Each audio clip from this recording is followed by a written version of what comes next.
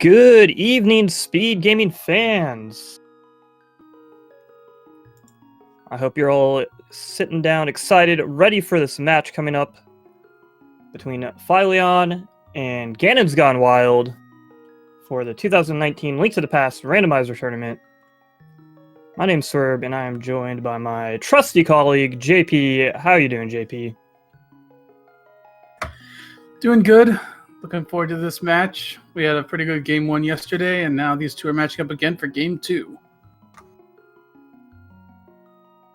Yes, indeedy. I believe we got here a normal 7 crystal GT, 7 crystals Ganon vulnerability, but we do have an assured sword start, as you can see on the menu here. That's why our little Link sprites are holding up that sword in the air. It's a smaller adjustment from game 1. As you can see, the scores below. fylion took game 1. GanonsGoneWild elected to add the sword, as he was the loser of that game. So it was his choice of what to add, and that was his choice. Some runners like to do that because they just like having the sword. It never feels good going through a seed for 50, 60 minutes without a sword.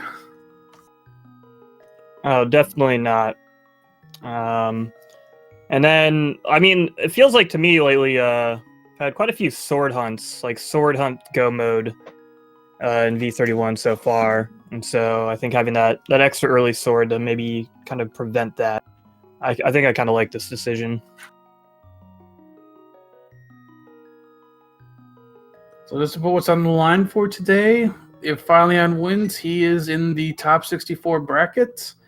GanonsGoneWild needs to win to force game 3.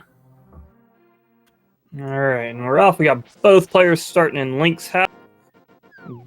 Grabbing a piece of heart from that first chest. We got a map check on fylyon's side. We got a red crystal over at Eastern, and the blue and red pendants at the other 2 Light World dungeons, Hera and Desert. Very interesting. Yeah, both players heading up here to check Uncle. I think with an assured sword, it makes a lot of sense to just kind of dive, escape early. Yeah, there are some runners who will be like, it's not standard mode. Why are you doing this? As GanonsGoneWild picks up a lamp, somewhat a vanilla lamp. Yeah, one of like 3 potential chests that you can find a lamp in the vanilla game. And we already see some divergence. GanonsGoneWild save and quit. fylion is heading out. Gonna do escape. Oh, and GanonsGoneWild getting the map in Sanctuary. So Now, sorry, go ahead. Oh, go ahead now. Now with fylion getting that lamp, I like this play a bit more, because now you have the potential to go through all of escape right here, right now. Especially if the small key is placed in a nice spot. Yeah, so that does put that dark cross chest down in the sewers in logic immediately, which is interesting.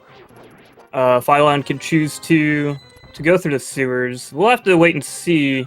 It can be kind of a tough choice to make if he doesn't find that small key somewhere in the front part of the escape here, though. Because you could risk going through there and just dead-ending yourself.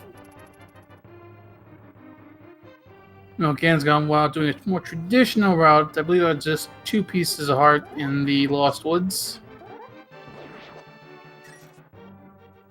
In the Thief drop-down for sure. I think the mushroom was a big 20, though. And we got fylion moving into the second chest here in escape. And finding the hammer! That is a huge early game item. I think that's the same spot the hammer was in game 1 for them. Oh, wow. So, yeah, the hammer is one of the most important items in all of Randomizer. It is one of the keys to getting Dark World access, and it does tempered sword damage, so early on it's a great one. So that's definitely something we're going to have to hope Ganon finds sooner rather than later. Actually, I thought about it. No, Hammer was in the back of Escape yesterday, but there's a Master Sword for Fylion. Wow, a stacked escape. That's 2 Yikes. offensive upgrades for him already.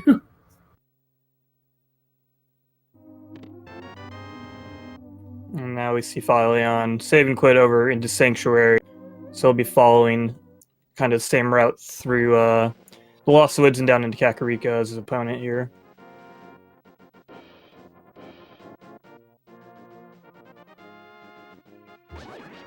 And GanonsGoneWild did have to buy some bombs. He'll need that to clear out the rest of Kakariko. Not finding anything of interest yet. Finally, gonna go try to farm some. He does have a tier 2 tree pull. And hey, there's some bombs. And there's a hook shot for GanonsGoneWild. Wow, okay, a lot of very nice early... Oh, and the bush crab is a 8-drop bomb. So, no buying bombs for Fylion. So that'll save him a little bit of walking time in Kakariko. And, wow, so super early hammer, hookshot, and lamp. I'm expecting an early Death Mountain climb. Need either the gloves or the flute for that. That's true. GanonsGoneWild checking the hut. We got 50 rupees, piece of hearts, a bottle. You can go check Sick Kid now. And the bow. This is pretty heavily pointing towards Eastern, potentially. Wild. This is a lot of good items very early on. And yeah, that bow, I feel like that's going to probably push Ganon to go over to Eastern. Potentially first thing after his save and quit here. Once he finishes wrapping up things in Kakariko.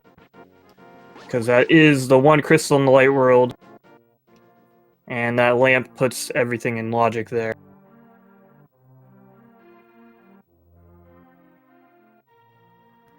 GanonsGoneWild gonna check the Sick Kid. A little bit of up and down in Kakariko, not the most efficient route, just a piece of heart for him. But it's kind of hard sometimes to predict some things, like that bottle popping up. Yeah, absolutely. And Ganon forgetting that he had already checked the back of the bar there. I'm just getting a little bit of confirmation. Now he's heading back down South Kakariko. Check out the library in the race game here. And yeah, so this is interesting. We got some options early on. Like I said, we might see an early Eastern. We definitely want to see, as you mentioned, like a glove or a flute for that Dark World access. But we also do have Aghanim Tower in logic. Yeah. Aghanim's Tower 5 minutes in is... It doesn't look too appealing right now because you don't have a Moon Pearl. You definitely don't want to go to Aghanim's Tower without that. But if we see some flippers, I would highly start thinking about going to Aghanim's Tower, especially if you do get that Moon Pearl. Yes. Because, yeah, once you get the Dark World access through Aghanim's Tower, if you got the flippers, you can swim around and hook shot across to get over to the west side of the Dark World. And yeah, obviously, no one's going to be rushing into Aghanim's Tower in the first, 7 minutes, I hope. Yeah, but not especially now when you have a Crystal Eastern you can beat that GanonsGoneWild going to go do right now.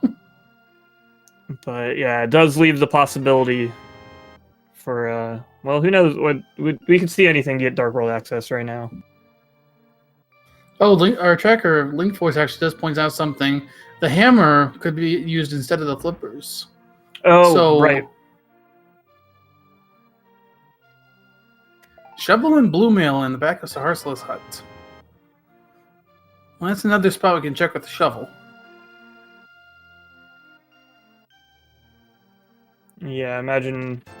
Won't be taking a look at that for a little while, though. At least until Ganon wraps up East.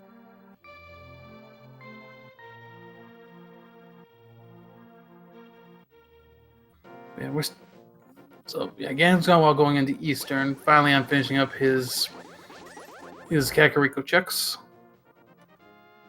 We still have quite a bit before we start thinking about what our other options are, though. Yeah, I imagine we'll see fylion follow Ganon's lead over to Eastern here, especially with the front of the escape cleared out. The only other real option at this point would be, heading down south and doing the South Lake Edge, but Eastern having that crystal, that required crystal, it makes a lot of sense to do that first. Yeah, this seed basically gave you everything for Eastern. You'd be a fool not to check it right now. I mean, some might argue hold on until you could do Eastern and Pod together, but when you get items thrown at you this early in the seed, you generally want to follow it. Yeah, and you want to focus on doing your required crystal dungeons when they're available.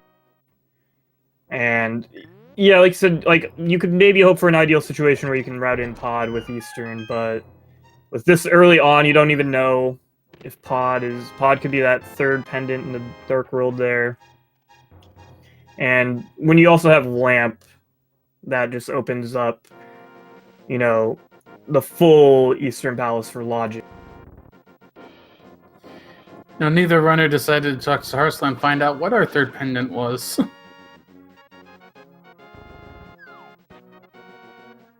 But with this not being a map compass shuffle, they'll easily get that information later.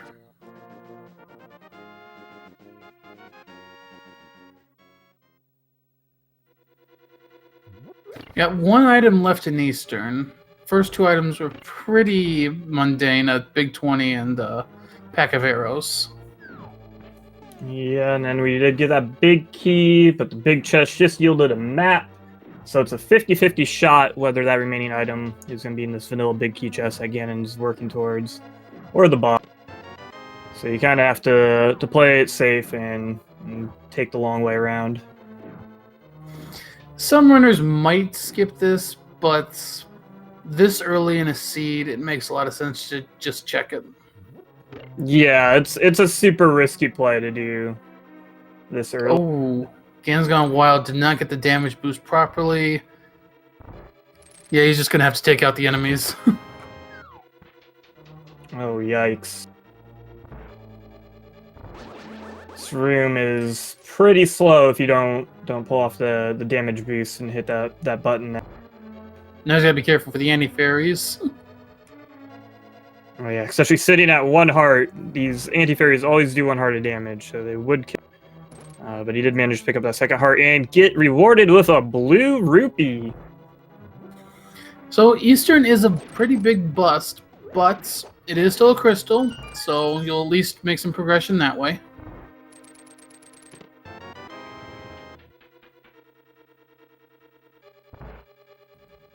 Yeah, and given the layout at the start of the seed, as we both pointed out, it would seem pretty foolish to skip Eastern.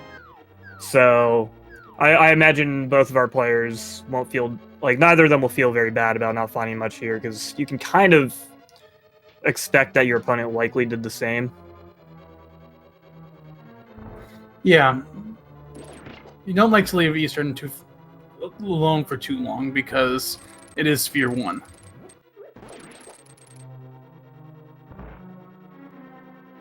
That does mean, however, after this, well, hopefully we'll see that shovel get checked. And then maybe a trip down the South Shore, who knows? Ganon could opt to go into Escape, though. If he's... Well, actually, he has less of an indication that this might be an Aga seed just yet. Because he doesn't have the 2nd sword or a cape, so that's not in his... It's not in his mind yet. fylion might be in his mind. Yeah, yeah, that was a nice hook shot to the hint tile by fylion. I didn't know you could do that. Yep, you can hook on to the hint tiles. Wow. It's amazing. 3 years into playing this game, and you're still learning something new.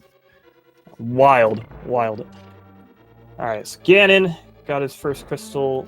Starting in Link's house, I'm expecting to see a South Shore trip here. And we don't have a lot left. We've got the South Shore, we've got Agina. But yeah, not a lot more than that. Zora's not in Logic yet because no flipper gloves. You could do fake flipper checks though and get up there. True. A lot of players, myself included, though, tend not to be a huge fan of the fake flippers check if you don't have the Moon Pearl to do the water walk and be able to check the waterfall fairy chests. Ganon's gonna want leaving those rupees behind. Interesting. Yeah, I guess Zora's not really on his mind at all. Now I'm looking at the Phylion's rupee count. I know there's been not that many rupees in chests. I have not paid attention to the stun prize today, though.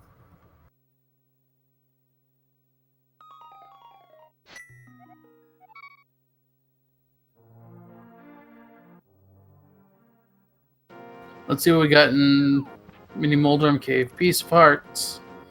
50 rupees. 1 rupee. 300 rupees. And a shield. Alright. So we got 351 rupees and some garbage. And we got fylion hot on his tail. He's heading down to the dam here. Meanwhile, GanonsGoneWild is going to continue on east. Imagine we'll see at least an Ice Rod Cave check. And then we might see some fake flipper action. It does look like that Sundrop is a red rupee, so that might explain that early discrepancy in rupee count here. Yeah, I think Phylion's farming for Zora rupees again. He did this in race 1 yesterday. Yeah, I mean, if you get something like this early hook shot and you have red rupees on the stun prize, I think it makes a lot of sense to try to bolster that rupee count for a potential early Zora. And we got a blue cane in the Ice Rod Cave, and then a save and quit on GanonsGoneWild side there. So this is our last in Logic check, I think. That Phylion's about... Well, no, we have Shovel too. Yeah, we have the shovel, and we didn't see the Dark Cross room. That's right. There is a small key in Dark Cross. We can get to the back. Yeah, so there's either a small key there, which would lead to 3 more items, or there would just be an item there. GanonsGoneWild's going to do at least the front of escape. He'll get his Master Sword and Hammer. Gina had nothing.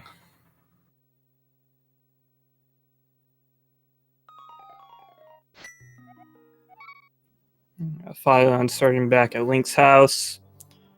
And I'm sure he's going to be heading over here. Yeah, he's going to check the shovel, and then we'll probably be seeing an Ega Tower climb soon.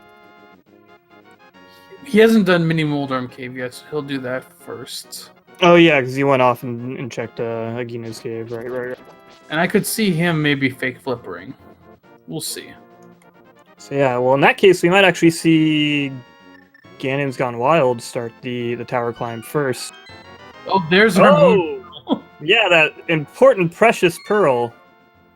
Now I'd really start thinking about doing that Aga climb, because you get to Dark World, you have access to a lot.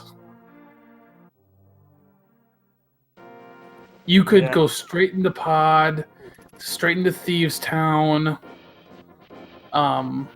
You've got a lot of overworld checks you can do in the Dark World. There's a lot you could do, so I would, at this point, I'd be thinking about that Aga play. Yeah, absolutely. But we do see Fylion heading here towards Mini Moldrum with that Moon Pearl in hand now. As I mentioned, that does allow the water walk from the fake flippers. So we might... I think it's very likely we will see those checks now. GanonsGoneWild setting up for a Death Warp, so we're going to see the back of Escape, or at least the Dark Cross, after this.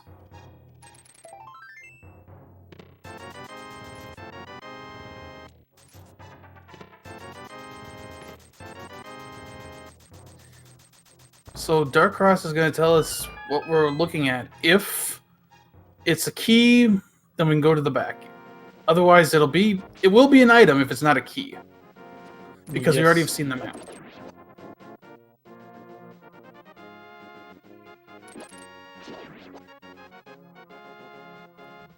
Yeah, and then I will be curious to see what GGW does. He could, I don't know, he could just go straight for the climb, hoping to find a Moon Pearl on a pyramid. Otherwise, you know, he might opt to check that shovel spot first, which is probably what I would do. Oh, it is a key. So the back is in logic.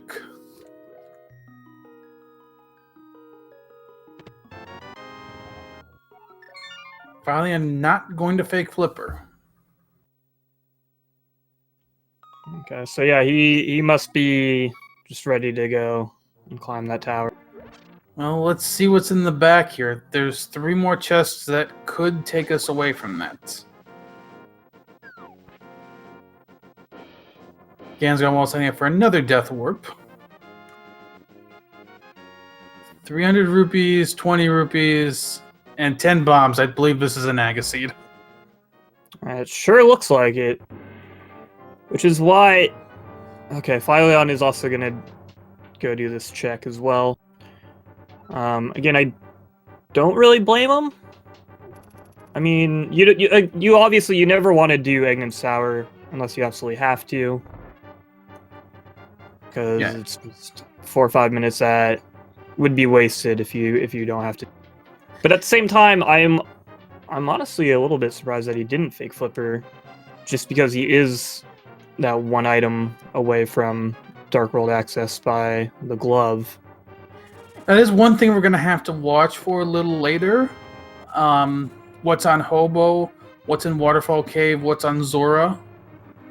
Even what's on Zora's Ledge, because there would be some possibilities for a sequence break to avoid it. Yeah, especially with the bow, the splash deletion's pretty easy to set up with a bow. Just a couple quick arrow shots into the wall and drop down a couple bombs. We do have GanonsGoneWild climbing Aegis Tower here. I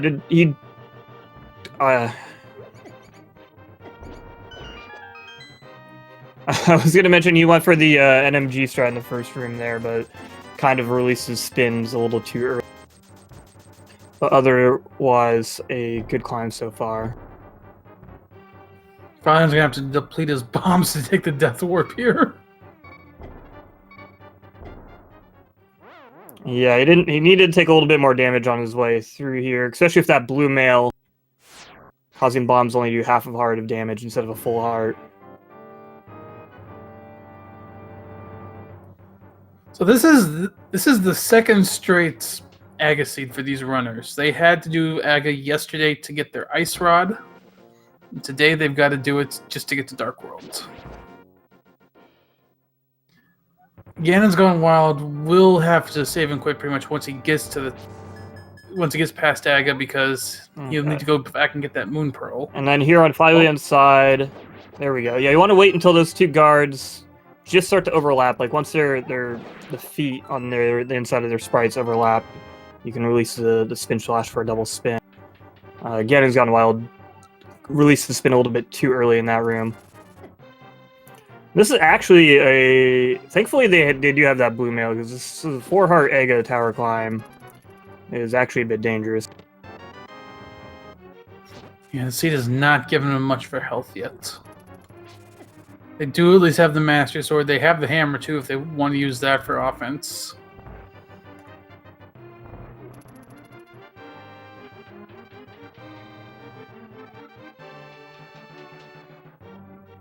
GanonsGoneWild going to get to the Aga fight first. Yeah, but as you mentioned, without that Moon Pearl, all he'll be able to do is go check that Pyramid Ledge item. And he'll have to save and quit once he sees that it's not the Moon Pearl. It shouldn't take him long to get the Moon Pearl after that, because he'll only have 2 checks left. Dig Spot and Agina. But GanonsGoneWild in the Aghanim fight. This is a seeded fight, so whatever GanonsGoneWild gets, Fylion will get as well. Yeah, and Fylion is using that hammer for his weapon in some of these rooms here, which does help kill these red guards a little bit fast. Overall, good climbs by both of our players, but I do think fylion gained a little bit of time here in most of these rooms. Yeah, so far I've noticed that fylion, his execution has been a little bit more on point. Definitely on this climb. GanonsGoneWild already up to 3 blue balls, by the way. But his execution has been a little more on point, especially in that Eastern Palace big key room. That definitely hurt GanonsGoneWild a little bit. Yeah, as I mentioned at the time, having to kill the enemies in that room, you just kind of realize how much of a time save that damage boost is. So it was really unfortunate that GanonsGoneWild wasn't able to get it there. But he does finish up egging him. Just as fylion starts to enter, the RNG for bosses is normalized, so we will see the same number of blue balls on fylyon's side. Meanwhile, GanonsGoneWild checking out that pyramid ledge item, and it's the fire rod. That adds another dungeon to what we can check. That's also Skull Woods full clear that's on the table for these runners. Absolutely. And yeah, as we mentioned with the hook shot and the hammer there, they are set up to go north from the pyramid and hook shot over to West Dark World. So we could see an early Skull Woods dip. Although we'll see, because that Mothula fight with 4 hearts can be a little dangerous, even with the blue mail, because the blue mail will not reduce the damage from the spikes. So GanonsGoneWild going to pick up his Moon Pearl. We have not got a map check yet of Dark World. GanonsGoneWild didn't do that in his quick moments there. I imagine we will see it on fylyon's side in just a second. And I imagine Ganon will check it pretty early as well. There it is. We got a green pendant turtle rock and our second red crystal down there in Ice Palace. So these two are going to be about even as GanonsGoneWild gets back to the Dark World. Yeah. Pretty much a dead heat right here. Ganon just going to hit this screen transition just a few seconds behind fylion. Yeah, fylion going straight for pod, which makes a lot of sense. It looks like GanonsGoneWild is going to make the exact same play. Oh, absolutely. They have the lamp, they have the hammer, they have the bow. Dungeon's full clearable. Helmasaur is another fight that can be a little bit scary with only 4 hearts. Thankfully, the blue mail will offer some protection there. And who knows, they might find some more health in pod. The other thing is, with what they've got right now, in a situation like this, you want to be as thorough as you can be. Because the problem is you only have 1 access point in the Dark World. So you don't want to be leaving things behind. If you skip something, it's a little bit more painful if you need to go back now.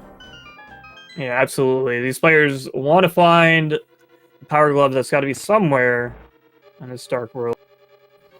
Well, maybe not necessarily it has to be, because they could find like Flute to get up to Light World Death Mountain or something. But they definitely want to find that power glove so that they have access to more Dark World portals and just make routing around the Dark World a bit easier. Yeah, and there's no guarantee there's anything on pod anyway. This could be an empty pod. We still have Skull Woods, we still have Thieves Town, we have the Dark Village, we've got Hype Cave. There's a lot they can check right now. Yeah, there's a lot of the Dark World open, so it's really anyone's guess. But this is as good a place as any to start. Particularly, pod is one of those dungeons. I was gonna say that one of those dungeons that often isn't that much faster when you're trying to go mode it anyway, unless you find a super early big key like right there. There's an Ether Medallion, which we might need. Don't know yet. We do also know that the rest of the front's going to be small keys. Yeah, absolutely. Have the 6 chests in the front part of the dungeon there. You have to expect at least 4 small keys, and then the other 2 can be any. And considering we found the big key in the ether, that's how my buddy JP here knows that the rest are going to be small keys, so our players can forego skipping the vanilla big key chests altogether.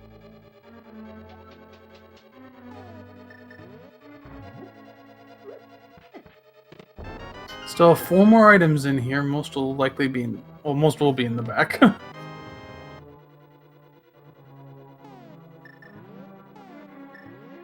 That shovel is not going to knock down those hammer pegs, fylion.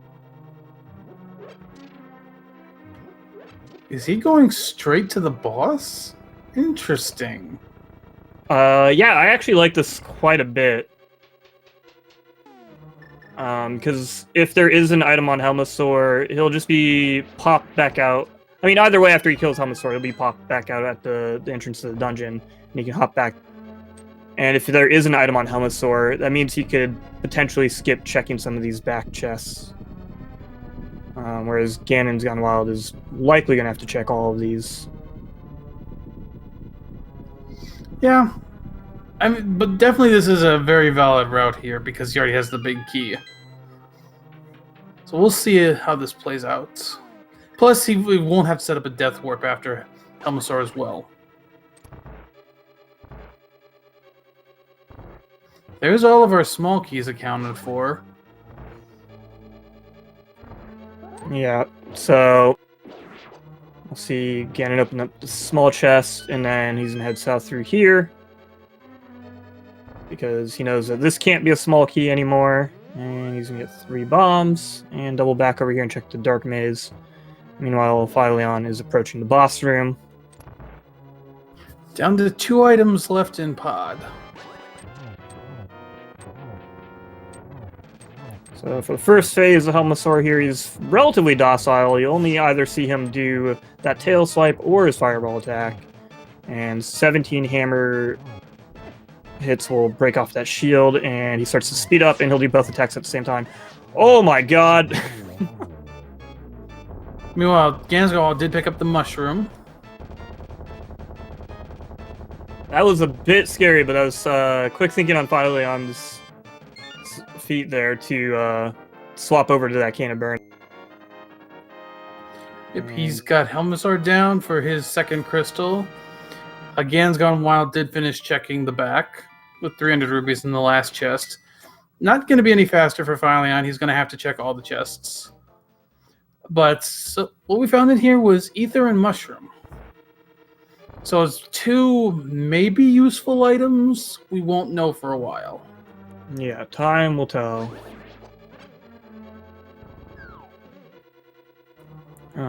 So yeah, the question remains, where are they going to go from? As you mentioned, you listed a bunch of places that they can go.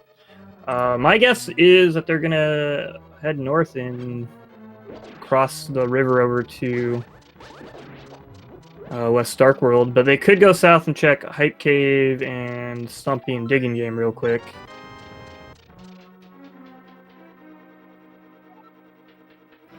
Yeah, you could go for some quick density checks if you go for Hype Cave, or you could go for the crystals in Skullwoods and Thieves Town.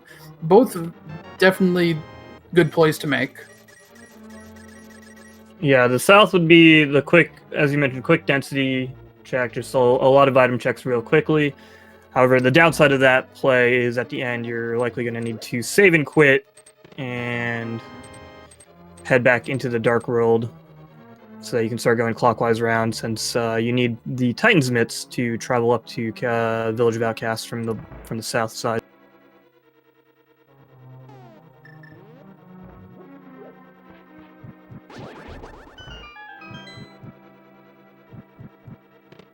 So, looking at this route by fylion, he's going to get through pod a bit faster.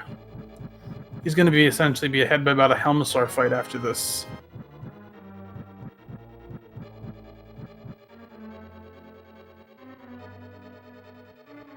Yep, that's fylion just slowly gaining time on GanonsGoneWild. So he's gonna save and quit. That's just fastest way to get out of there to get back to the dark road to keep moving. Yeah, walking back through that hedge maze back on out of that Palace of Darkness area is real slow. Especially when you have easy access to this Dark World portal right here.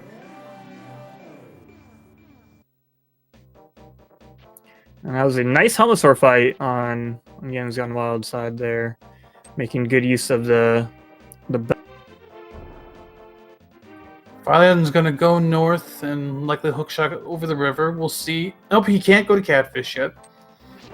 No glove, so he has to cross the river. No glove. Fylyon, no glove.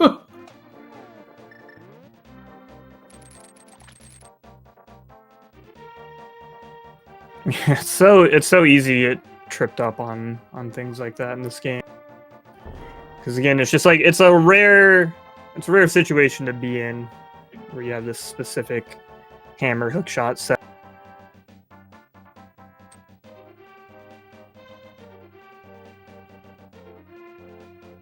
GanonsGoneWild did a save and quit, gonna take the portal as well. Finally, gonna give us a look at the bumper ledge. You know, making nice use of that hook shot. Just a single lonely arrow sitting up on that bumper ledge. A little different from yesterday, they had a single lonely rupee up there. And yeah, finally made some good work with that hook shot. Those murder dactyls would have one-shot him. I think he could take one hit with the blue mail, right? Oh yeah, he does have blue mail. He might. I think it would leave him at like half a heart. Well, now I think he'd die. But yeah, we see GanonsGoneWild is also opting to take the north route here. I think this just makes a little bit more sense because, as I mentioned, you can't get into Village of Outcast from the south unless you have the Titan's Mitts. So both of our players are going to make one big long counterclockwise loop around the Dark World. I think Fylyon's going to do a similar play that he did to Pod, and he's going to go kill Mothula first after checking this middle chest.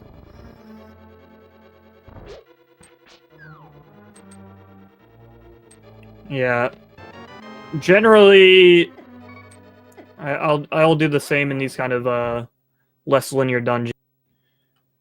If you can kill the boss and it's a crystal dungeon, might as well kill him, see what the drop is, and then potentially save yourself some clearing of the main dungeon.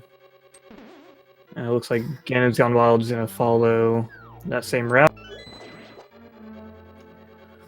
So, and I see a lot of people in chat saying 5 hearts Mothula fight coming up. Yeah, it's a bit scary if you're not used to it, but most of the runners in this tournament are used to low percentage fights. So you're not going to, if you trust that you can do something, you're going to go for it. Yeah, and then in my case, even if I don't fully trust I can do something 100%, I'm sure as heck going to try, as long as I feel like it's the best play to make.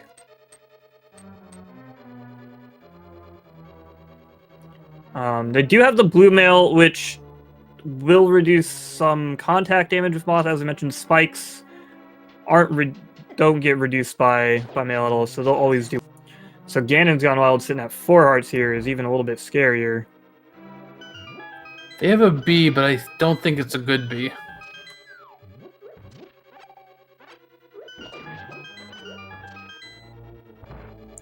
They do at least have Master Sword, so the spins will do Tempered Sword damage, and they have the hammer for Tempered Sword damage as well.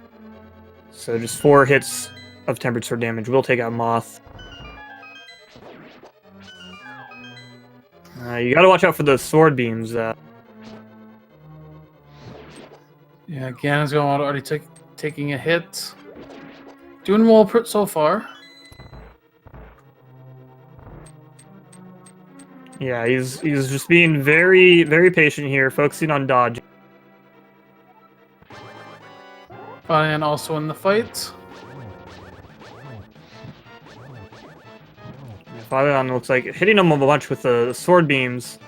Something you really want to watch out for against Mothula. Sword beams only do fighter sword damage. That Oh, was man, but that was fast. And that's the flippers on Mocula.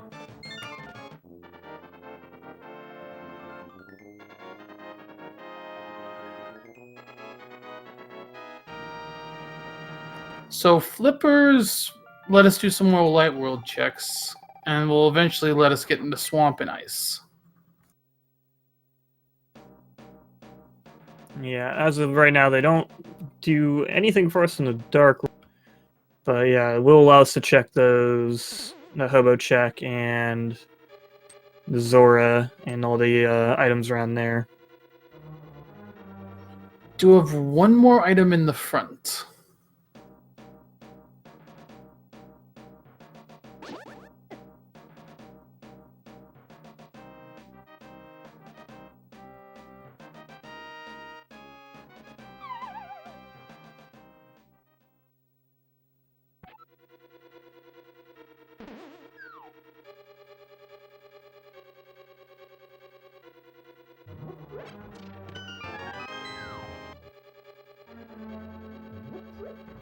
So one item somewhere up here.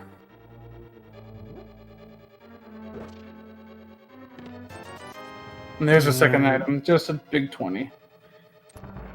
Just the big 20, but we did get the flippers, which are 100% required this seed. So not a bad haul.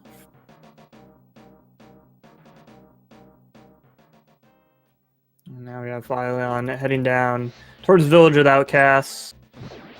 He'll probably be grabbing these 3 items out of the chess game C-shaped house and Bomb Bull Hut, and then pop right into Thieves Town because there's not really any reason to put it off.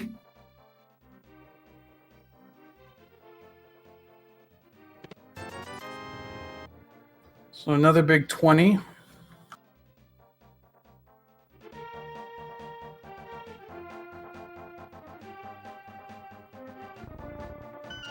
And finally, I'm just opening Thieves Town. We'll go in there in just a minute.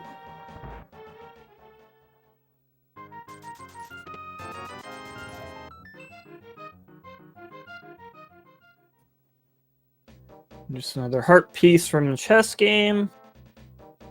Yep, going into Thieves Town, which you can full clear right now. And where is all the health in this seed? I see some people saying they can't full clear Thieves Town. You absolutely can right now. Thieves Town actually is one of the dungeons that has the lowest requirements in the game. Basically, if you can enter it and you have a sword, a hammer, or one of the canes, you can clear it. The only real problem is if you don't have the hammer, you might have to leave a chest behind. Yep. Yeah, pretty much all of the stuff here is extremely accessible. The one thing I think that people might be tripped up on is in the back there is that big block that seems like you have to lift, but you can go around that. Yeah, we'll point that out once we get. But you actually do not need a glove to complete this dungeon. We did find Quake though, so there's a second medallion.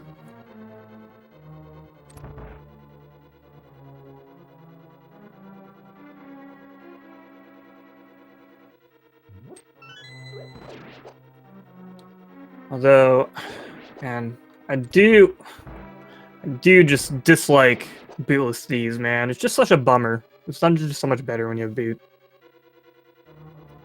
I mean, most dungeons are better, but this one in particular, there's just a lot of long straightaways, including this little hellway room where you try to get set up and dash all the way through it, and it feels dang good. But when you don't got boots, you just gotta slowly mosey through like a dingus.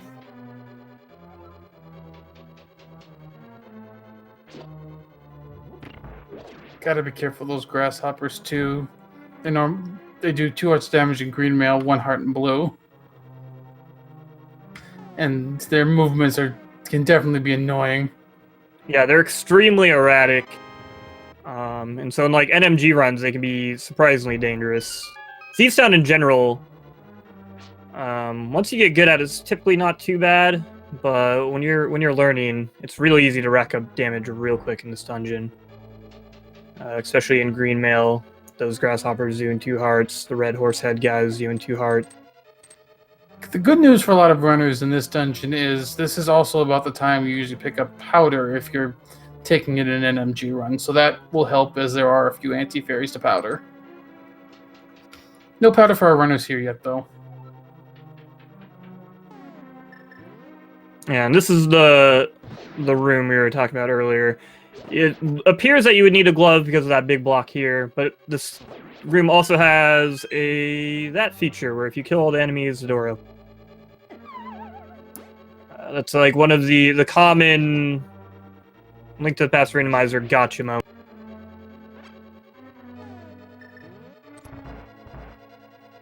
Right, checking the big chest. Are we gonna get a glove? Nope.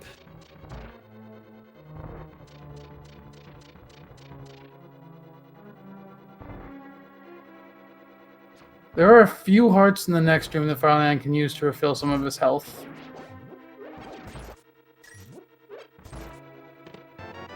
Hey, there's those boots. All right, well we gotta dash through a couple straightaways here. I believe Blind is holding out on us.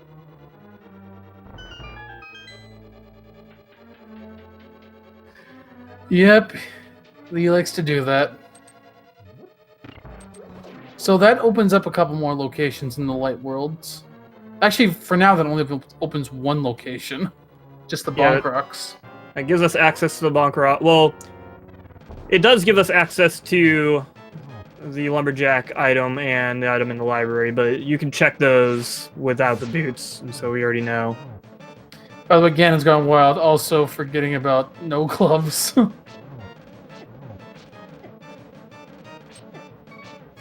Oh, oh, that hurts.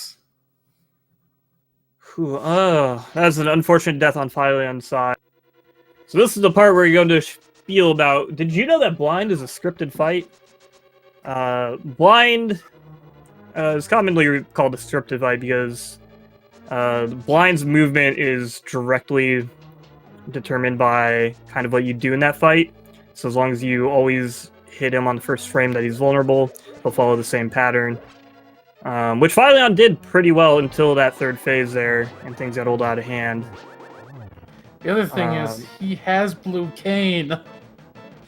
Yeah, which he was quick on his feet in the Helmosaur fight and switched to. I'm not exactly sure what happened there. fylion might have just entered a bit of a panic there.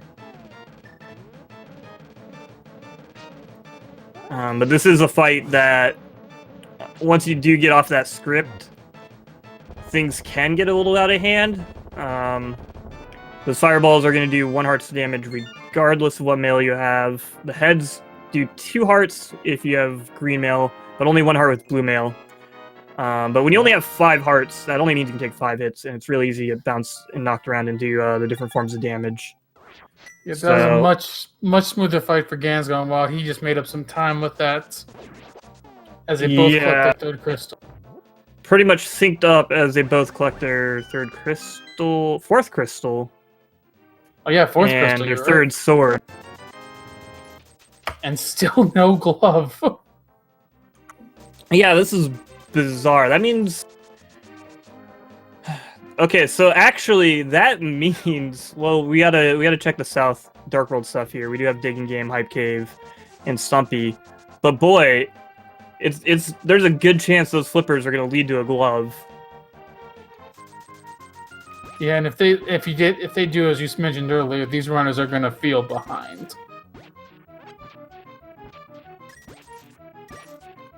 Yeah. Especially, I don't know. I would probably feel behind if I was fylion, because he had the setup, like, he was in Ice Rod Cave with plenty of money and the Moon Pearl. Like, he could have easily opted to do fake flippers right then and there. So I imagine if I was fylion and looking back on that moment, if that turns out to be the case, I would probably start feeling a little bit behind. 2,000 rupees for fylion. and he can't buy a glove. This is basically your last Dark World check for now, right here. Coming up in Hype Cave. fylion, remembering he doesn't have a glove, and so he has to run around the top side here instead of lifting that big boulder like he would normally would. Both of them are headed towards Hype Cave. Fylion, they're a little faster. GanonsGoneWild did turn down as if he was going to head towards that boulder, but he remembered. Bombs, a rupee, a Oh! block! Alright. That opens up desert. So desert with its 2 items is full, well, not fully clearable actually without the glove, so but we do also have the flippers and we have bonk rocks here that Phylion's gonna go check.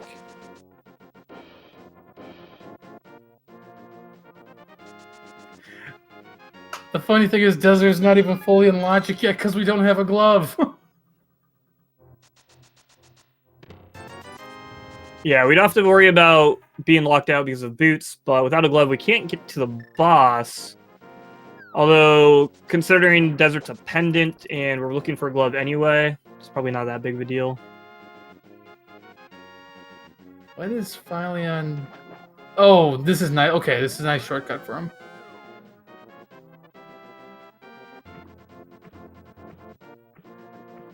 Remembering those water whirlpools, he can get around the world a little faster. We got GanonsGoneWild. He's going to go over here and probably just blind check the lumberjack because he didn't check this early on.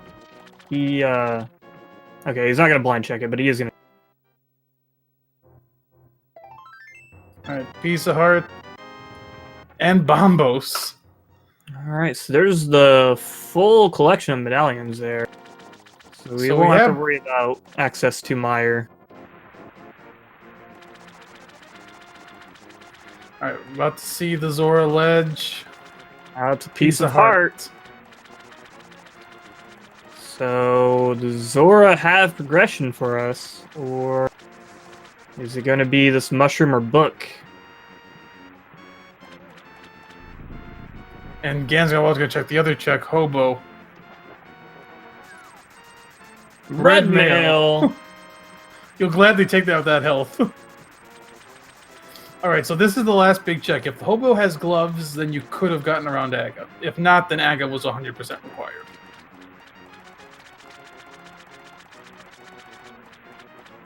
Oh, a much needed heart container. So there was no way to sequence break Aga in this scene. Nope, which is, honestly, it's probably a relief for both of our players. I mean, they both don't know that quite yet. But they'll be relieved when they get to that point. But here comes the mushroom check.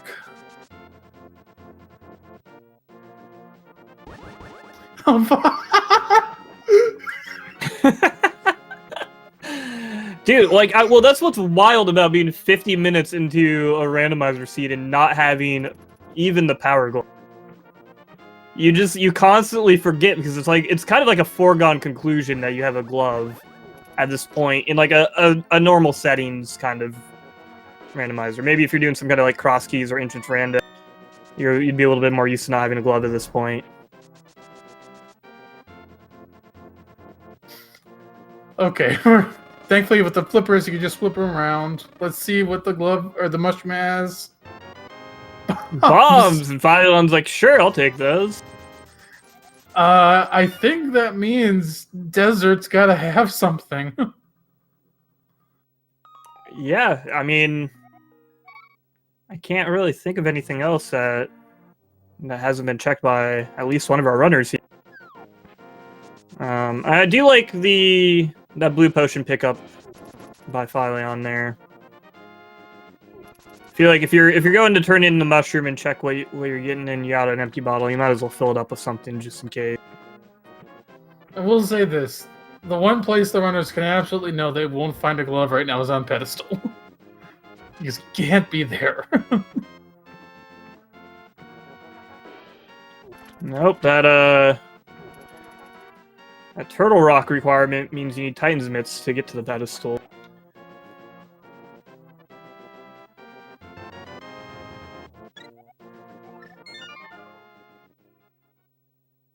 So quick save and quit.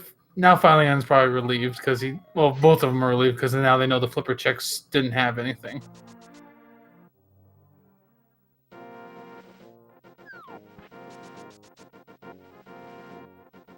Yeah, starting to look towards Go mode items. I'm not exactly sure what GanonsGoneWild was doing there. I guess he probably accidentally dash turned up and jumped in the water. Yeah, he might have. I'm sure it was just an accident. It was just a little bit confusing for, I think, everyone involved. But yeah, now we have fylion heading over towards the desert. So, but yeah, looking at Go mode, we still need both the gloves, we need the flute, and we need the mirror. I think those are the 4 items we need at this point. GanonsGoneWild taking that other portal back over to here. Man, I've never seen such heavy whirlpool usage. I really appreciate that. Oh, Chad also mentioned we do need some Mario as well. That's where that really nice to see that game knowledge come into play with those little used whirlpools. Right, 2 items in desert.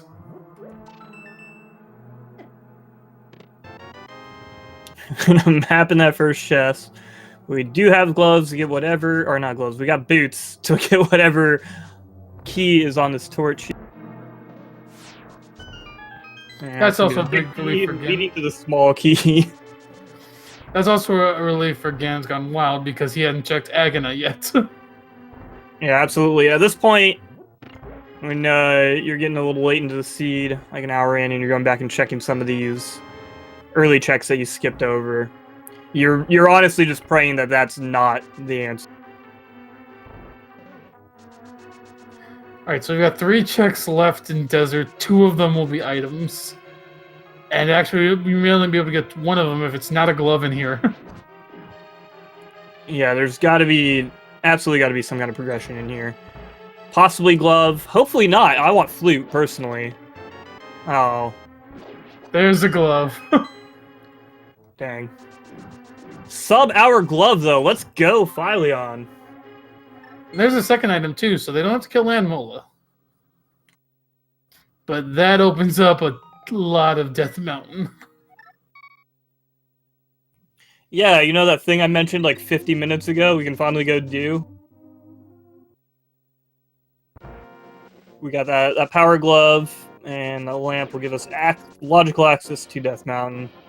And then that hook shot will get us over to the east side with 8 items over there, plus a check on the floating island, and then that hammer to bring us back over to the Hera side, where another 2 items await in Hera if they decide to dip, as well as an ether tablet and Spike Cave. So a lot to check up here in Death Mountain.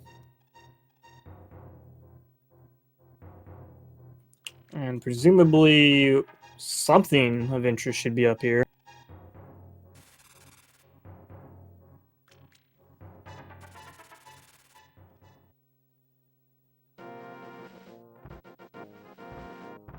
Alright, what does the old man have?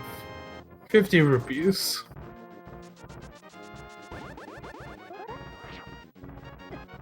Yeah, I think the logic after going to Dark World, you had to go to Thieves Town to get boots, Hype Cave to get book, and then go into Desert to get your glove.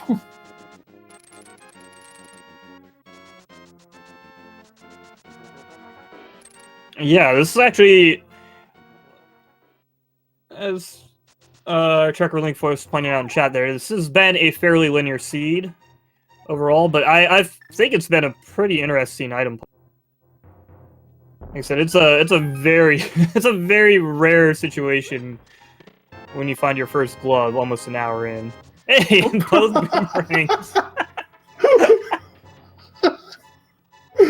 Hell yeah.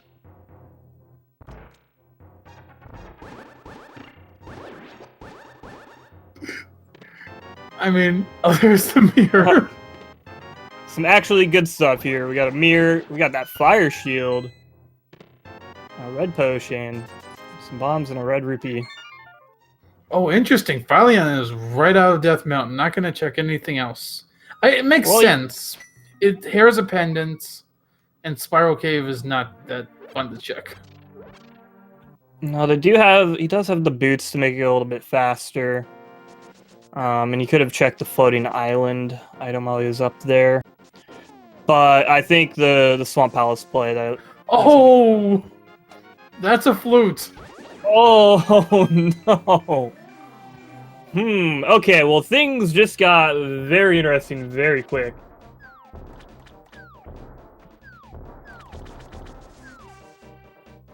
Well, as I was saying, I do like the Swamp Palace play from fylion here.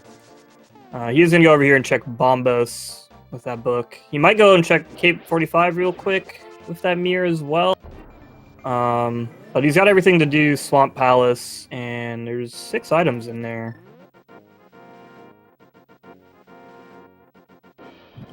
A lot of potential value.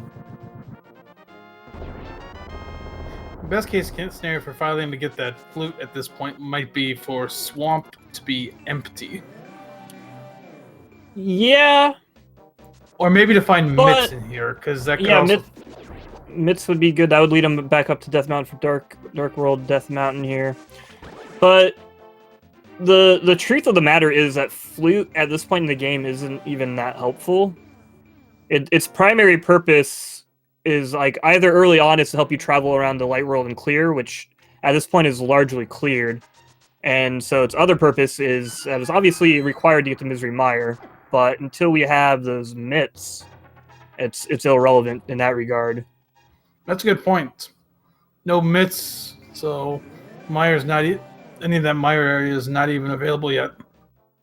So yeah, it's definitely nice for Ganon to have, as it is required in this seed, but it's not any progression at the moment. So Phylion's not really missing out yet.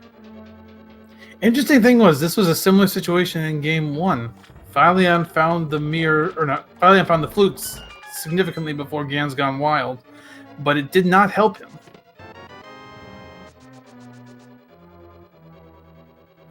Yeah, and we do see GanonsGoneWild here climbing up to the top of the Death Mountain. So we do get a floating item check. It is just a heart piece. And he's gonna... Okay, yeah, he's gonna pop down into a Spiral Cave. He kind of faked me out with that, like, really short dash for a second there.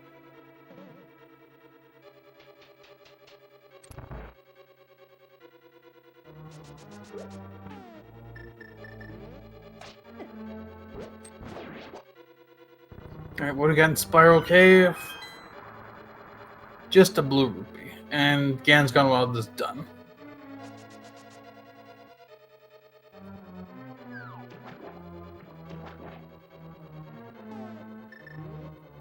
Yep, and he's choosing to start back in Link's house.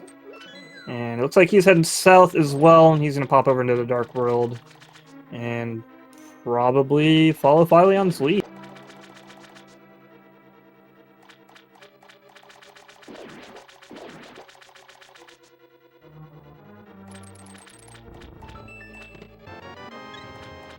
There's another heart container. Their health bars are filling up a little more now.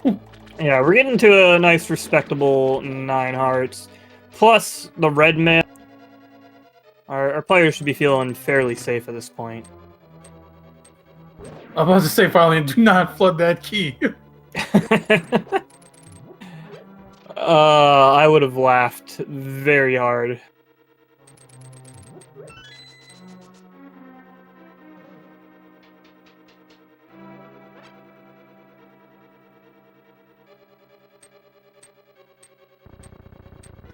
All right. So I don't think have we seen the map or compass yet?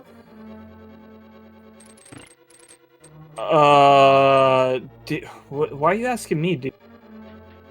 I don't know. I don't know what was in that first item check. Okay. Our tracker says it was a map, so there is at least one item over here.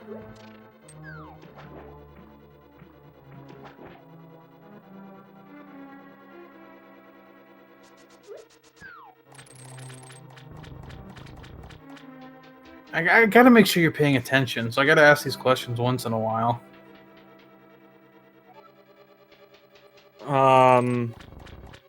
So our players are cruising through Misery Mire here.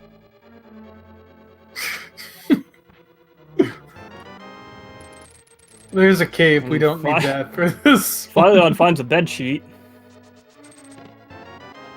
Yo, and a compass. So yeah, left side swamp, a bit of a bust.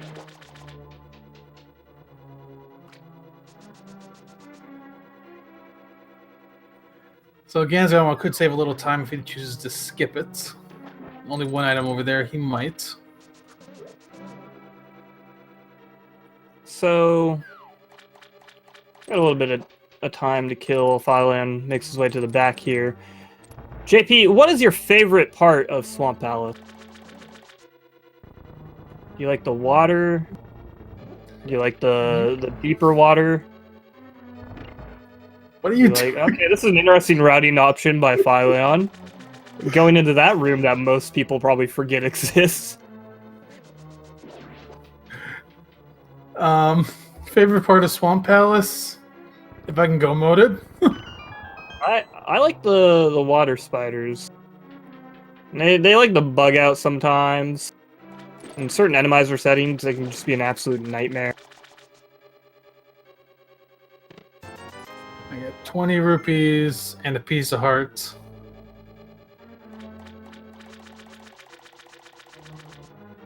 Favorite part of Swamp is skipping left side. Well, it looks like that might be Ganon's favorite part of Swamp as well. Although we'll see if he decides to double back in after he clears out the back. Well, he's gonna, assuming he does the same thing Fylyon's doing, he's also gonna have the big key, which will make it be a second item.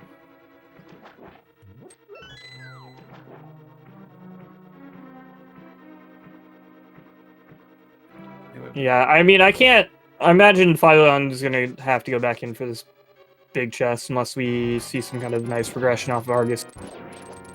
And same from Ganon. Just simply, they don't have a ton of options. They do have some other options. I mean, Catfish is an annoying check that's now available with that super late glove. We do have the 2 items in Hera, as well as an item on Ether. And Fylion didn't check Spiral Cave, so he does have that. And Spectral Rock, where the flute was. Hey, the magic powder! That could be something. Yep, that is accessible.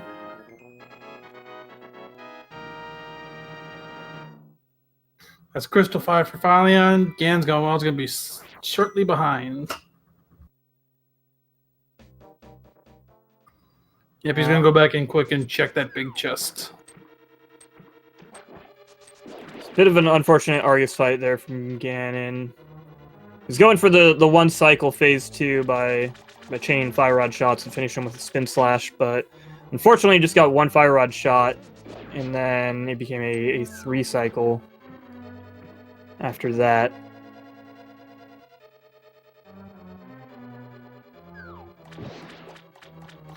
Last chest in Swamp. Oh, there's Arcane. Huh. Well, that doesn't do anything for us right now, but the upside of that is Mitz Go. Potentially in Mitz Go mode. Unfortunately, if Fylion finds the mitts before he finds the flutes, that could be dangerous for him. That's true. I forgot Fylion had grabbed that flute, even though I had mentioned it literally 45 seconds ago. Short attention span. Yeah, so I guess he's doing some mirror checks here. He might go over and check Graveyard Ledge. King's Tomb is open. Oh no, yeah, King's Tomb is open because of the mirror. Yep. But yeah, we kind of. I mean, for Fylion's sake, we kind of hope that he doesn't find the mitts before the flute. The super nice thing about mitts being the last item you need is that the mitts just fully block out a lot of areas of the world. Best, You can't get the Ice Palace, you can't get the Misery Mire, you can't get the Turtle Rock. best place for those mitts to be to keep this a close race is Hera. Yeah, absolutely. If it's in Hera, fylion will definitely find the flute before he goes in there. And it'll probably be a... He's going back to Mountain Cave. This is good for him. Well, thanks for cutting me off, fylion. I was just going to say it was probably going to be like one of the last things both of these players do. But I guess he didn't want to go check Graveyard Ledge and King's Tomb because it's kind of slow. Yeah, he didn't keep his portal, but GanonsGoneWild is keeping his portal. Though he can't get past the rock, he's going to have to abandon it anyway.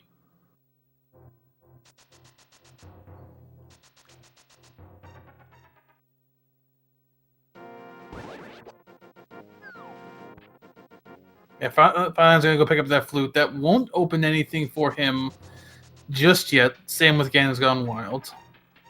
So, delaying on that's not going to hurt him. So at this point, it is a search for the mitts. Whoever finds the mitts first is going to have the advantage. Yep, and we see fylion setting up for a little bomb jump here. This will save him some time to get back up to the top of Death Mountain, where he will check that Ether Tablet and head into Hera. Well, presumably. We do have a Spike Cave right here unchecked. Yeah. And fylion still has a Spiral Cave to check as well.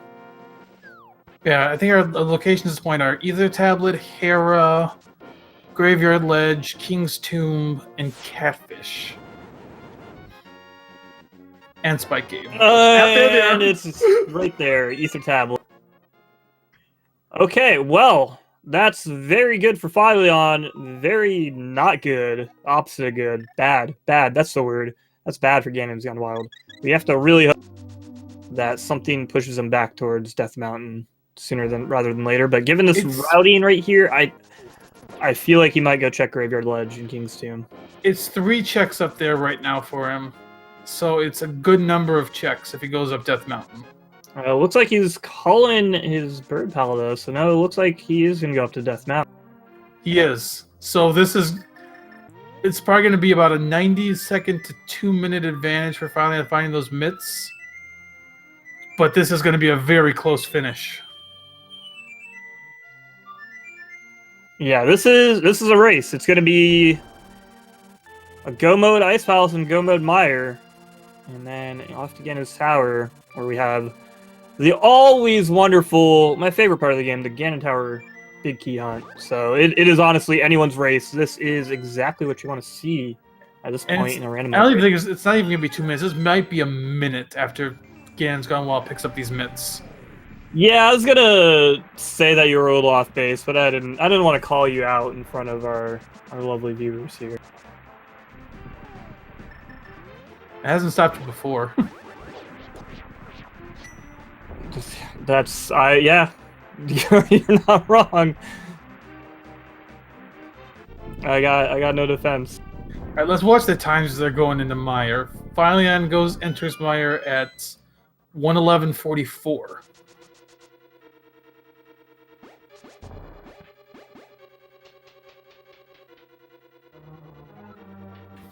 GanonsGoneWild is opening Mire right now.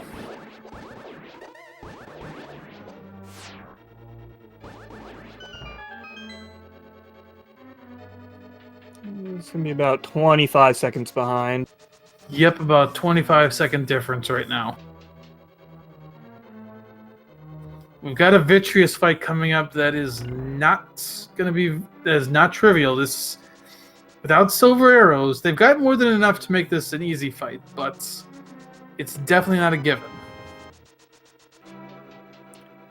No, they do have the Tempered Sword, so they can go for the NMG spin slash strats.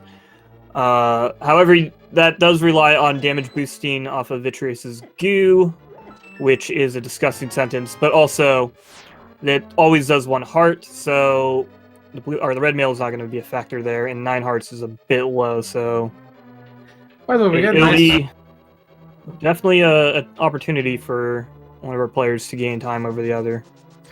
Well, we got an ice route. We can clear all the dungeons now. Yeah, P-Train pointing out that 7 hearts is ideal. Like 7 hearts is really all you would need for a perfect Vitreous.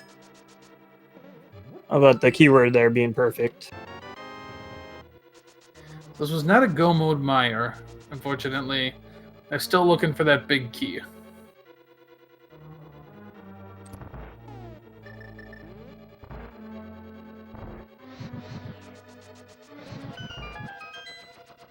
Just enough magic to get the fire rod shots off in that room. Still looking for the big key, though. And Fylion's going for the cutscene room.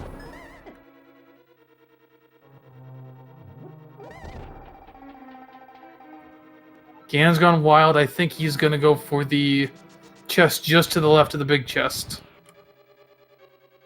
Oh, he hasn't checked this chest as well.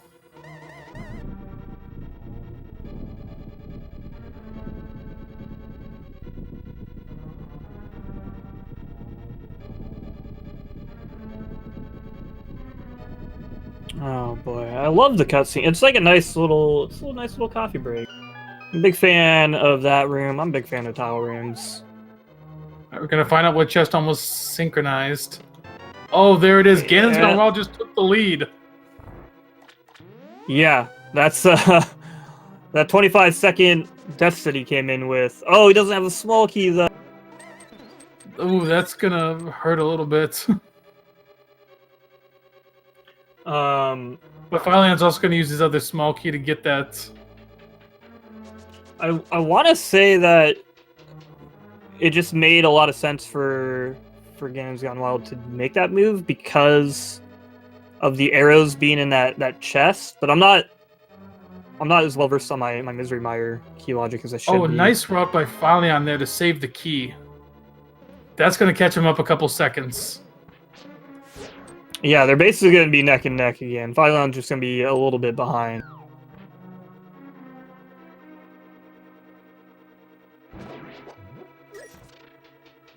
Now this is gonna come down to the end at this rate.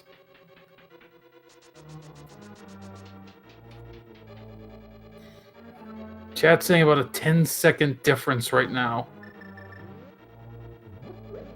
Oh, I think Gannon was trying to save his spooky action glitch.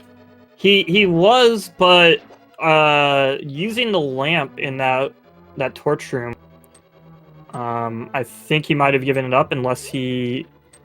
Yeah, I think if you use the lamp, I think you have to dash before you use it. Yeah, I think he was thinking he still had it because of the way he set up that Samaria block, but he doesn't. Oh, the powder. And yeah, the spooky action glitch has to do with like the way the game will store. It's mostly Link's projectiles, but various things like where it'll store them and the values. Look at this sync. Oh, this is like, dang, this is like perfect sync.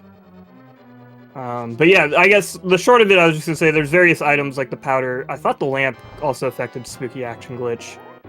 But it's very easy to drop if you're not conscious of it. Fylion does have that cape if things get dicey, but this is looking good. Both went for damage boost strats. Fylion gets through phase 1 a little faster.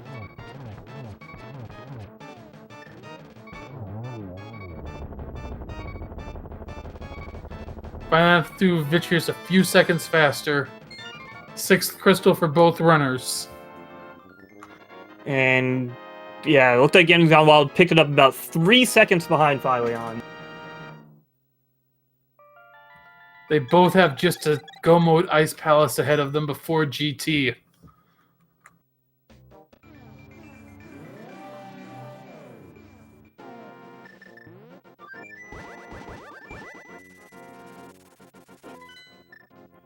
Alright, so now both of them have to float down over here to 8 and pop over into Ice Palace.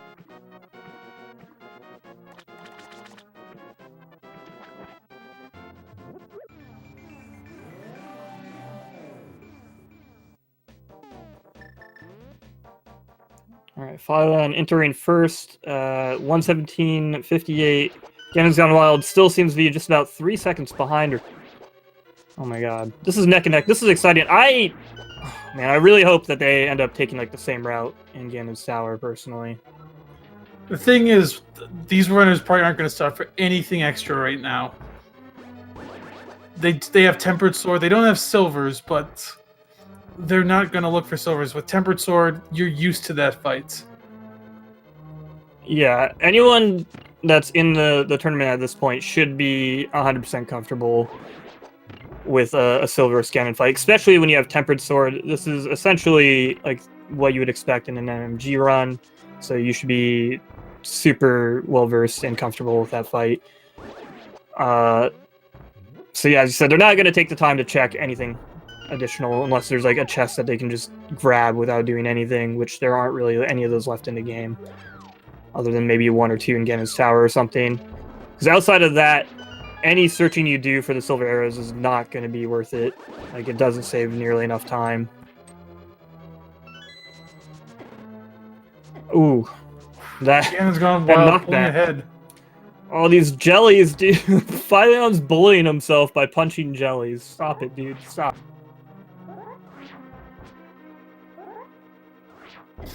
GanonsGoneWild has a better bomb jump. He's taking a couple more second lead.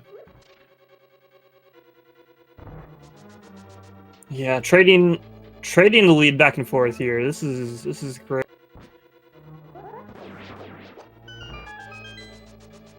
But Fylion did have that better performance on Vitreous, so let's see. Cold Stare with Tempered Sword is also something you should be used to and comfortable. But it is an opportunity for someone to gain a little bit more. They do have Bombos. It's slower, but would leave you with some Fire Rod shots if you really want to go that route.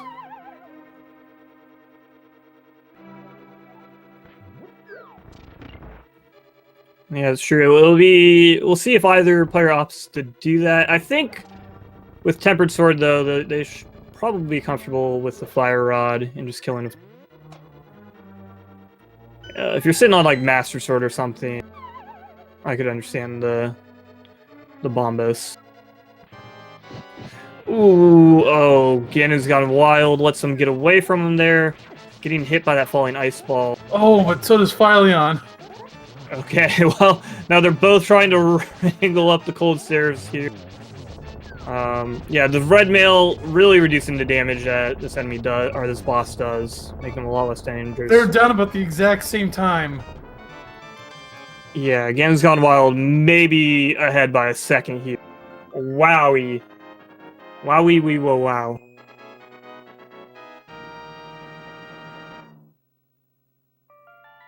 So we're going to be going to GT. Actually, GanonsGoneWild maybe grabs an extra second from a shorter refill. But they're mirroring about the same time. Every little difference adds a second. Oh, that duck sink.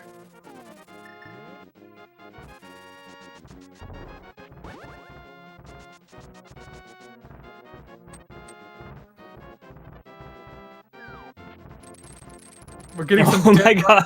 This is the Dead Rocks, man. This is just your public service announcement that Dead Rocks are still the worst enemy in this. GanonsGoneWild's taking the bottom portal. Phylion's going to go take the Turtle Rock portal. I believe if Turtle Rock's not opened, the bottom portal is slightly faster.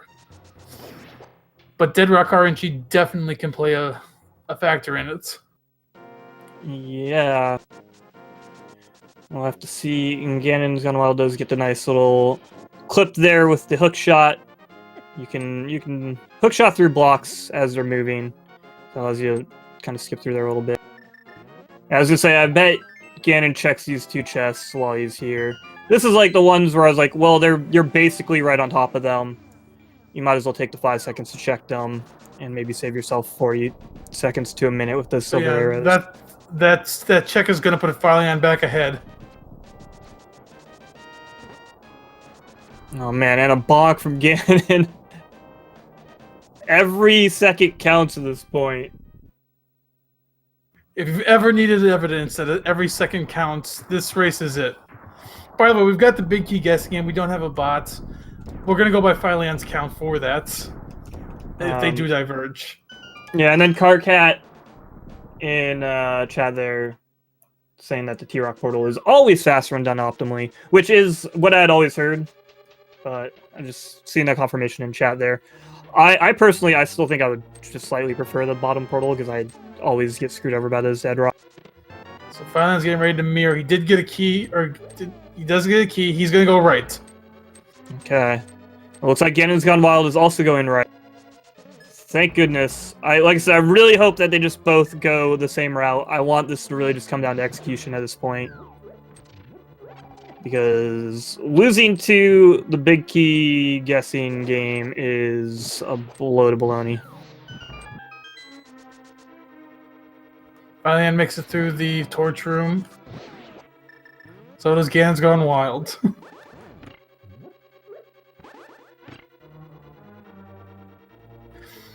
Bit of a cleaner switch room here. There's chest 3, chest 4, 5. Fylion completes his top row of heart. Congratulations, Fylion, on 10 hearts.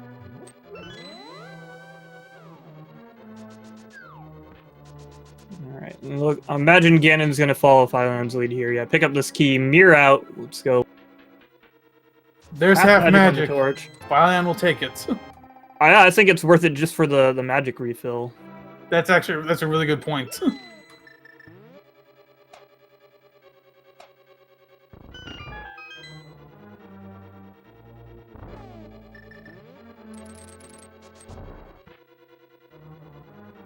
Yeah, chests 8 through 11 coming up here.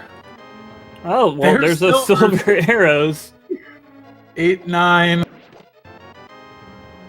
10, 11. Hey. Still looking for the big key. We're on that second row, though.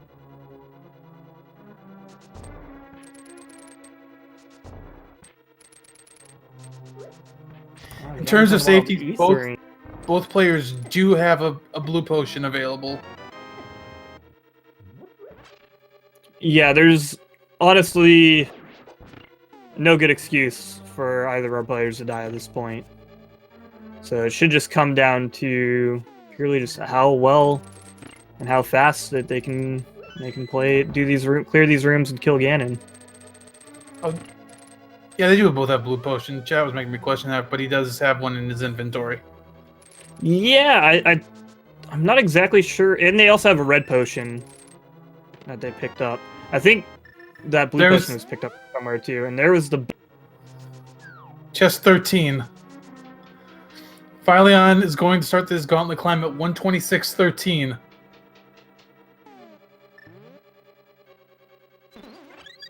GanonsGoneWild right behind him as Phylion's going to take a heart refill. And he can't get that switch. Struggling to hit that crystal switch. Oh, man. 126.29. Yeah, I was going to say about 15, 16 seconds behind. Gaining a little bit of time on that crystal switch. Every little bit matters.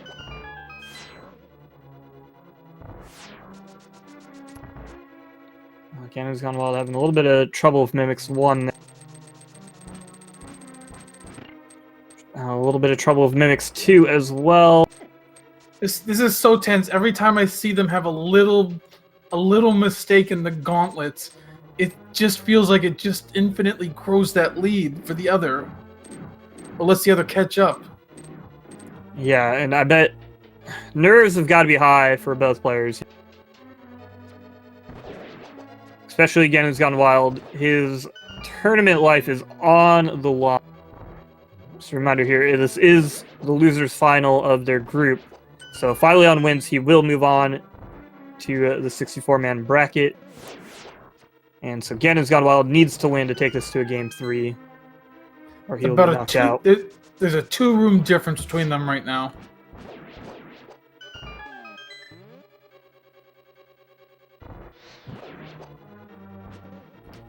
GanonsGoneWild making good use of that fire rod. Can be really helpful in clearing out these gauntlet rooms.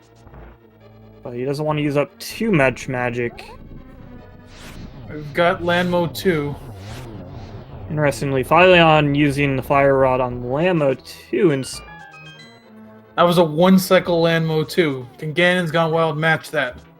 Yeah, he's switching over to the silver arrows. Now, 1, 2, 3 quick ones.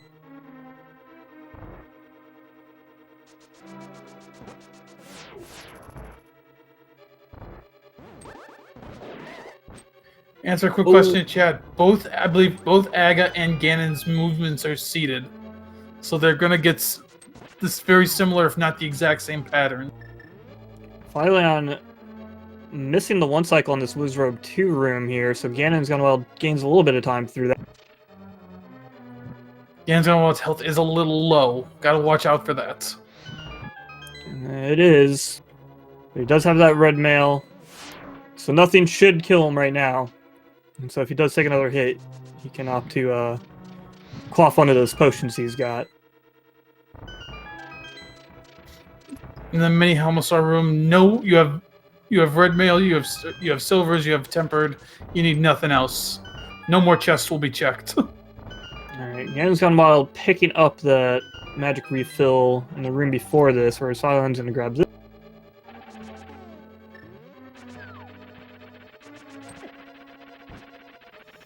Moldorm 2. Oh! He's so close to them!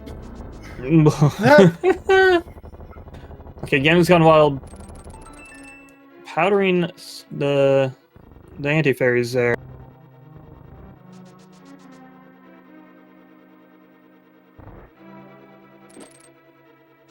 Alright, it's Moldorm 2 down for GanonsGoneWild.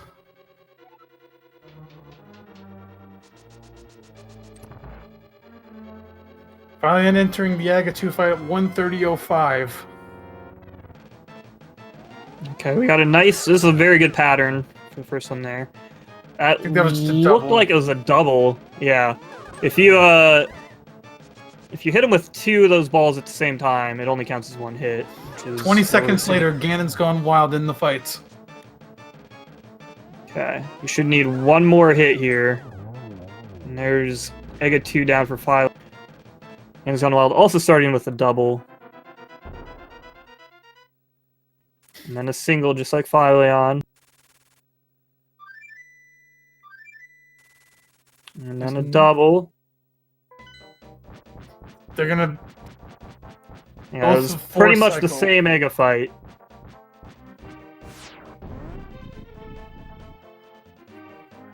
It is gonna come down to Ganon. And fylion dropping in that hole at like 1:31:05.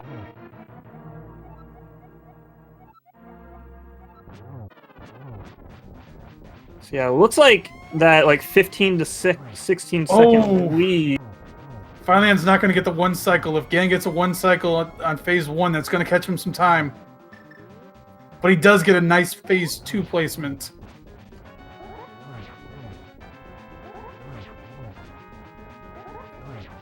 Yeah, there's that easy 1 cycle phase. Just takes 6 spin slashes with the tempered sword there to take him on into phase 3. Yeah, Ganon's also missed the 1 cycle, but he's also in phase 3. He's in phase 2. Fylion's got the lead, but he did have to take a little time to refill his health. Pretty much an identical Aga 2 fight. Pretty much an identical Ganon fight so far. And with those silver arrows for phase 4, it's looking like pretty solidly Phylion's victory.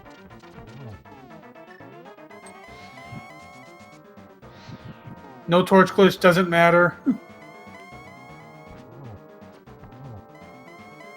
That's number 2. That'll be number 3 right here. Oh.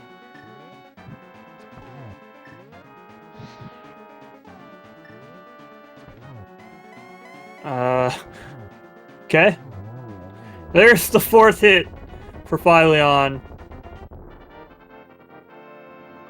And fylion is, assuming nothing else happens, fylion is going to take this set.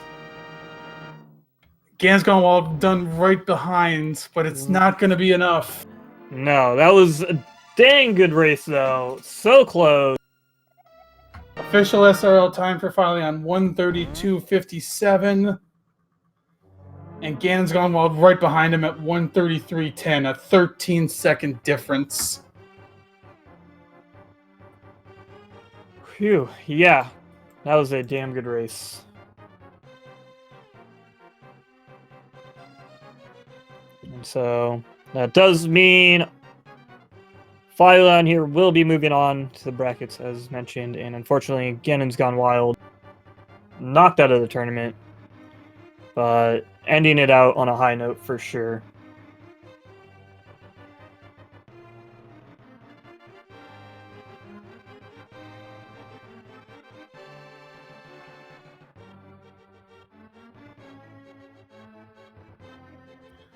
So we'll see who we get in for interviews. Looks like we got fylion we can bring in. I'm not sure if Ganon's Gone Wild's going to come in or not.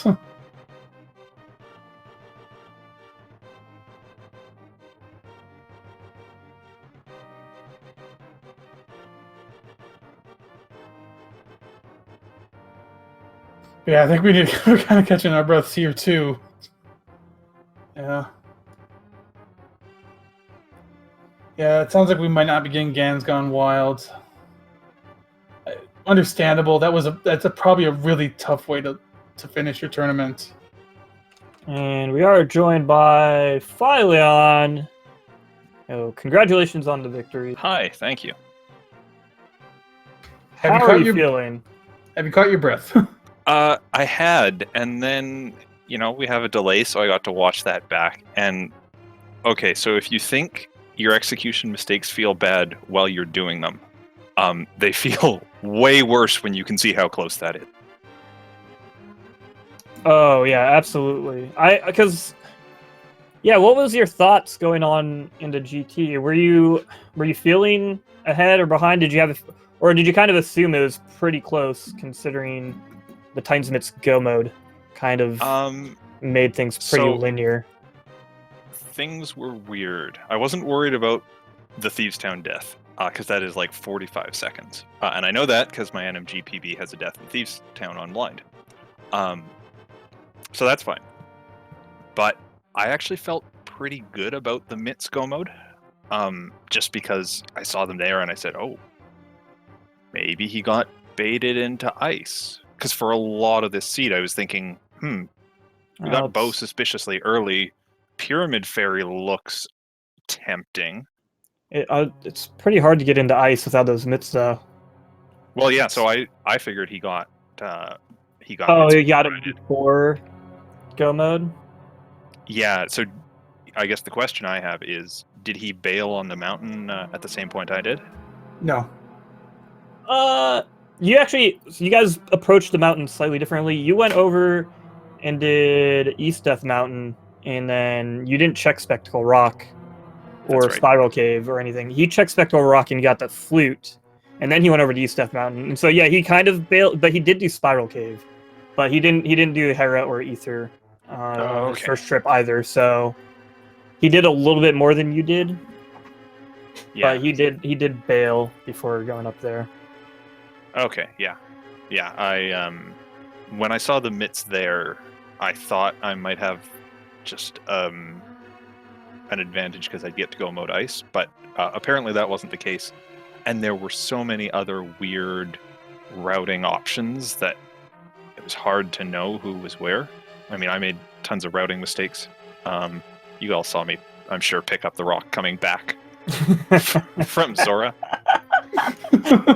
It was really fun. It was great because I actually pointed out that you didn't try to pick up the rock on the way to Hype Cave. Because, normally you dash down and you pick up the boulder and then dash over to Hype Cave. But neither of you, it looked like Ganon's Gone Wild was about to head down towards the rock, and then he remembered at the last second. And you straight up remembered too, so I pointed that out. And then 5 minutes later, you were trying to pick up that rock. I just I've never come that way before, and I wasn't even sure if it was faster to save and quit to Link's house and swim, or if it was faster to run back out. But I was just like, yeah, this is a weird route that I don't know that anyone's ever done before, so I'm going to do it. Well, yeah, no, I also pointed out it's like extremely rare that you would find your first glove like 55 minutes in. So it's like it's one of those things that's kind of just like a foregone conclusion that like obviously you're 45 minutes into a rando seed, you have a glove. Like when do you ever not have a glove at that point? But it was still pretty funny. You actually both did like a lot of whirlpooling, which I really appreciated because you never really see. Yeah, there was some weird stuff like whirlpooling from Bonk Rocks to Zora's Domain, which like you never get to do. I got to do the Usain Bolt screen in rando, which never happens. Oh yeah, you did. Yeah, because you went and did the spin speed and you did it straight up NMG. Yeah, I went because I was going 45 up to Magic Bat after Swamp Palace, so I'm like, oh great, I get to do this tech that I never do in rando. Yeah, it was fun. I didn't even think about that when you were doing it, but you never really see that in Randomizer. But no, as you said that there were a lot of like potentially weird routing decisions that could have been made, especially once you guys got Dark World access, because things were kind of linear for the first half, the Light World half. Pretty much you just both of you are going to full clear Light World. Because that's kind of what you do. But once you got to Dark World, you did have, despite not having a glove, you had a lot of options. But you two followed each other pretty closely. Like there was occasional small divergences, but then you would reconverge, and you were pretty much neck and neck, like pretty much the entirety of the race. Like you killed Mothula at pretty much the same time. That Death in Blind, actually, you were kind of ahead at that point, but that Death in Blind basically caused you to sink back up there. Cold Stare and Meyer was neck and neck, obviously. As the entire end of the seed was. You both killed Argus pretty close to each other. Like it was really pretty exciting to watch. Yeah, and it sounds like we were doing our flippers checks at the same time too, which I have to say the scariest item I found all race was seeing the flippers on Mothula. Because normally when I have an Aga seed, I do all the Zora and fake flipper stuff. Just hoping that I get a glove and I get to bypass that. And tonight I didn't. And then the flippers dropped on Moth, and I thought, oh no, what if this was an Aga skip seed? Like I could be 5 minutes behind just off of that. Yeah. And so that's why kind of as soon as I did the immediate stuff, I was more focused on flipper checks than going to desert or anything. But it was not a happy mental spot to be in for a couple minutes. Oh, definitely. I made note of that too, because I thought it was a little weird that you were perfectly set up to do the fake flippers, because you had that Moon Pearl and you had plenty of money for Zora when you were sitting in Ice Rod Cave, and then you're like, nah, I'm gonna go do Aga right now. I just said, for once, what are the odds that it's actually gonna, flippers will be my next progression item, and tonight for once they were. Yeah, and lo and behold, yeah, but thankfully he did the same thing too, and then ultimately it didn't matter because it's the book that led to the glove. Well, the book and the boots. But yeah, when we found those flippers too, we started talking about that possibility, especially as you cleared through Thieves Town and then started making your way through South Dark World, and we weren't finding a glove. And I was honestly just really hoping that there was gonna be a glove on like Hobo or Zora or something, just because like I'm a jerk and like I knew it would probably freak out both of you, even though you both did the same. I just said that. We're friends, but you're a jerk. Like I do, for the sake of curiosity, want to know what would have gone on with our routing if we had found a glove there, because we both would have just been panicking. But I'm very glad I didn't have to live that out. Oh yeah, absolutely. Like I would not have been envious of that situation, but I would have been very curious to see what happened, because yeah, I'm sure both of you would have thought you were behind because you both didn't do the fake flippers check. But I mean, obviously that didn't ultimately happen anyway. But yeah, overall it was It was fun. That's the best half magic spot I've ever seen. Just getting it on the torch, so you don't have to worry about other stuff. I have no idea what happened in my phase 4 of Ganon, and I saw Karkat going WTF. So I feel okay about that. Yeah, that was really weird. I don't know if you heard me on comms. I was just like, I didn't even know what to say because I was just like confused. I don't know what that Ganon behavior was, but I've also never done that weird nonsense you were doing, where you like stunned him and then instead of just shooting him with an arrow right away, you're like, I'm gonna go light this torch and then shoot him with an arrow, and then I'm gonna light this other torch and then shoot him. Well, the torches were going out. Yeah, but he was already whatever. I mean, you shouldn't end up in that spot, anyways. The mistakes were made, anyways. I didn't release a spin. I don't know. Stuff happened. Yeah, game's weird. So I've heard.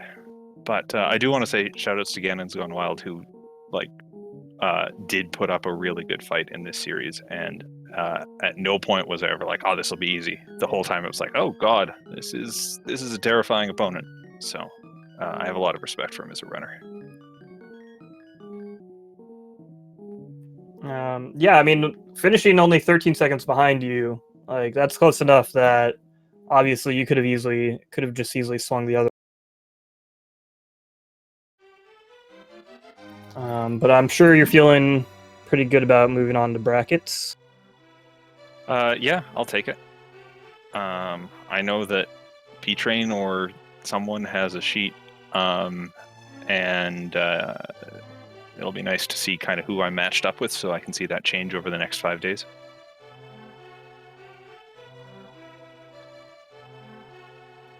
Yeah, I figure being in the bottom half, I'm going to have an uphill battle, so I'm not going to worry about it until I see who I get, and we'll deal with them when we get them.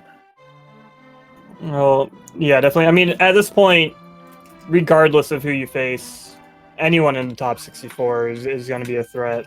But obviously, since winning the winner of the losers half of the brackets will be facing the top 30, will be the bottom 32 versus the top 32. So it's just going to be murder. Yeah, you know, just to pump up your confidence going in. I feel great. Thanks for doing comms, guys.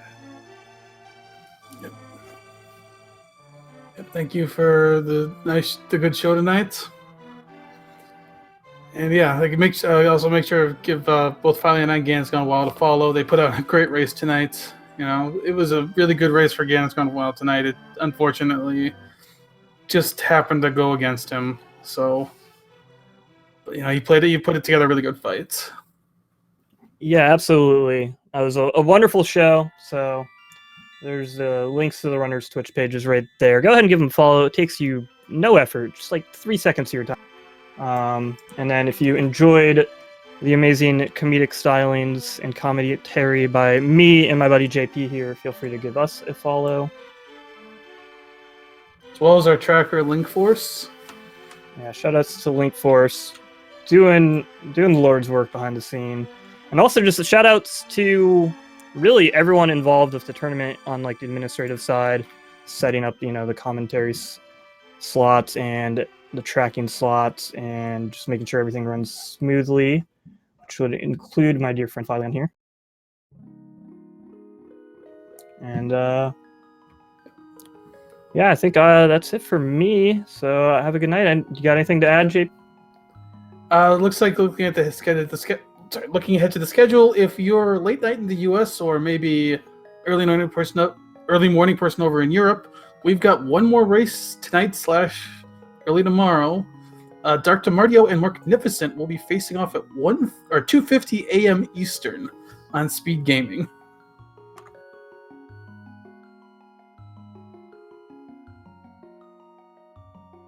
So if you're looking for something to watch late or early, there you go.